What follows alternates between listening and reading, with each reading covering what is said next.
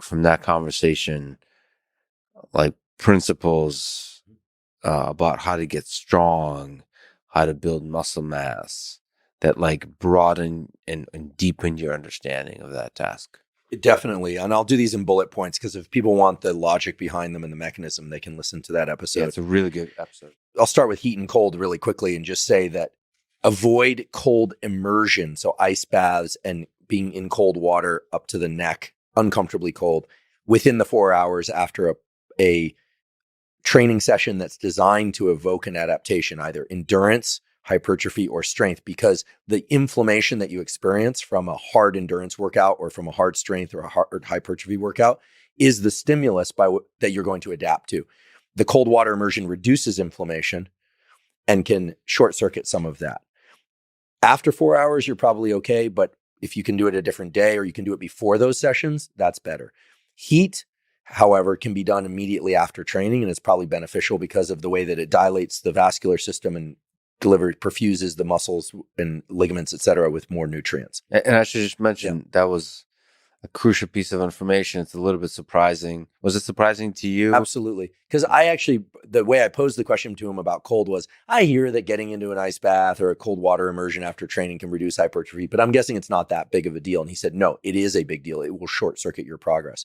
Now, for people that are only interested in performance, who are doing a lot of workouts and trying to recover, but not trying to grow muscle, get stronger, or build endurance, then it makes sense to do cold. Like skill development. Skill development, or you're an athlete in season. So you have to, what's so great about Andy is he really points out the specific ways to train given your specific goals. So for getting swole, stay out of the ice bath after a workout. There you go. Lex is always making fun of the meatheads. I love it. I put myself in the meathead category only because I don't do a real sport now. I work out and I run, which is I'm an aspiring meathead. Okay, so one of these days I'm going to get back to jiu-jitsu, or I'm going to get to jiu-jitsu. Now, in terms of training, he has this beautiful 3x5 concept for strength. Pick 3 exercises, compound exercises, multi-joint movements. Do 3 to 5 exercises for 3 to 5 repetitions per set. Rest 3 to 5 minutes and do that 3 to 5 times per week. And for details, you can, again, look to the episode. It's time-stamped. But what's interesting about this is 3 to 5 times a week is a lot for a muscle group. Squatting 5 times a week for 5 reps, meaning you're working pretty heavy, meaning you're close to failure, but not failure for strength generally. What Andy taught me is that people who are training mostly for strength can do these low rep type regimens frequently because most of the adaptation is neural. Set, rest 3 to 5 minutes and do that 3 to 5 times per week. And for details, you can, again, look to the episode. It's time-stamped. But what's interesting about this is 3 to 5 times a week is a lot for a muscle group. Squatting 5 times a week for 5 reps, meaning you're working pretty heavy, meaning you're close to failure, but not failure for strength generally.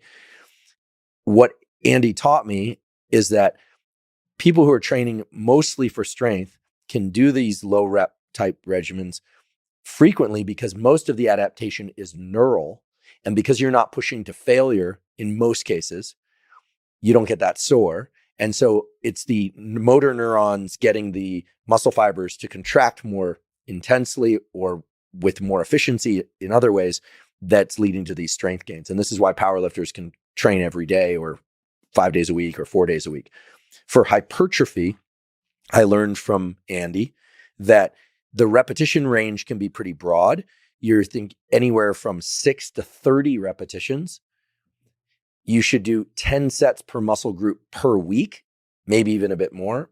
So high volume. High volume, but you have to go to failure or beyond in order to stimulate growth. Why does it work at such a great range of repetitions? Well, there apparently are 3 ways that you stimulate hypertrophy and maybe more. One is tissue microdamage to the tissue.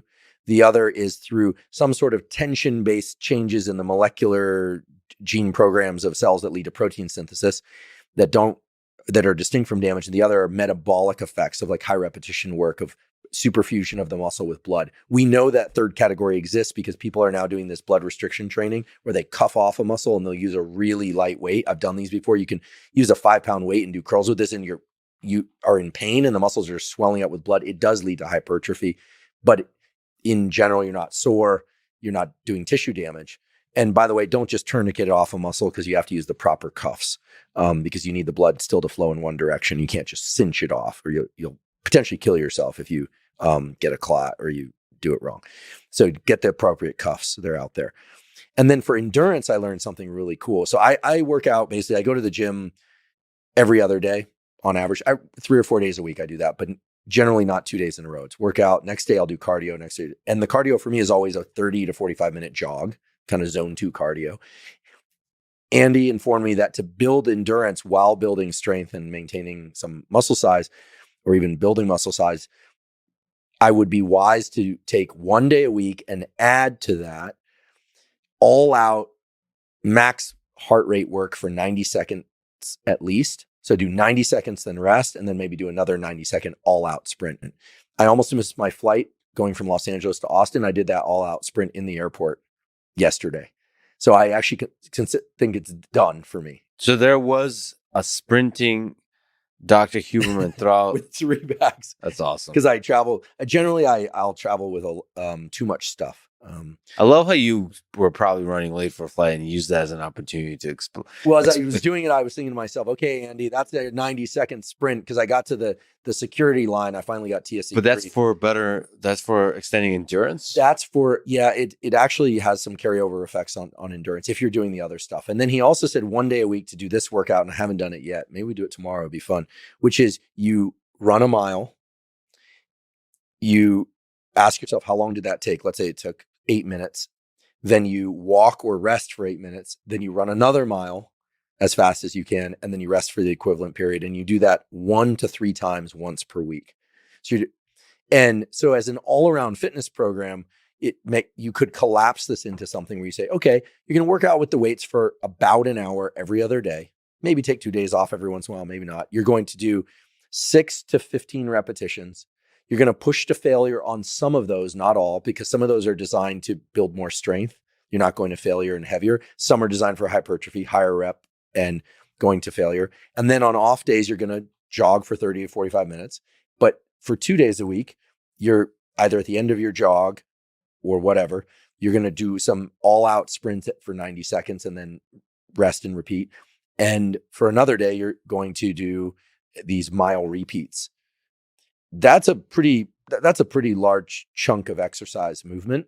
But if you kind of thread through the middle of all that, what you end up with is some decent strength building protocols, some decent hypertrophy, some cardiovascular training that establishes the so-called A base or a so-called base. So you're not going to get really good at anything. You're not going to become a marathoner this way, an optimizing marathon. You're not going to optimize powerlifting. You're not going to optimize hypertrophy. But for the typical person, 75% of people, 75% of the time, they want some muscle, they want some strength, they want some endurance, and they want the capacity to sprint to the security gate without leaving a lung in the terminal. So it's for like functional stuff, like your life going up the stairs is easier, moving about, all the kind of just regular life. Yeah. And I should mention that cold showers after training don't seem to short circuit the training effect to the same extent that immersion in cold water does. And that really speaks to the fact that cold showers, even though they can provide some of the adrenaline for the mental effects of like, oh, I have a lot of adrenaline in my system from a cold shower and I can remain calm. There's utility to that. It's not going to have the same metabolic effects or other positive effects that cold water exposure has been shown to have. Water does. And that really speaks to the fact that cold showers, even though they can provide some of the adrenaline for the mental effects of like, oh, I have a lot of adrenaline in my system from a cold shower and I can remain calm. There's utility to that. It's not going to have the same metabolic effects or other positive effects that cold water exposure has been shown to have. And that's unfortunate because most people have access to cold showers. Not everyone has access to a cold dunk or an ice dunk. But here in Austin, you have this place, and no, they don't pay me to say this, but I always like going to this place whenever I'm in town, this place, Kuya, and they've got a sauna and a couple ice baths, and they even have those salt tanks that you can float on the surface. They have ice baths there? They have cold water immersion. It's pretty cold. Still haven't done an ice bath. Really? I need to. Yeah, I need to. You're Russian. You probably get in and you won't even. Yeah, what is this? What's the big deal here? Exactly. Or people pay for this. I did a post, right, of you as a baby. Yeah. It's I had to go deep to get that photo of Lex in a bassinet in the snow. Yeah. Because in Russia, they actually did this for a long time. They thought that and indeed it does build the immune system to expose babies to the cold I still don't know where you got that photo, and you were able to find exactly the right. It was great. It's great You didn't research. have a tie on, but you had all the look and seriousness that you do now. So it's clearly nature nurture. Clearly, you were born with that.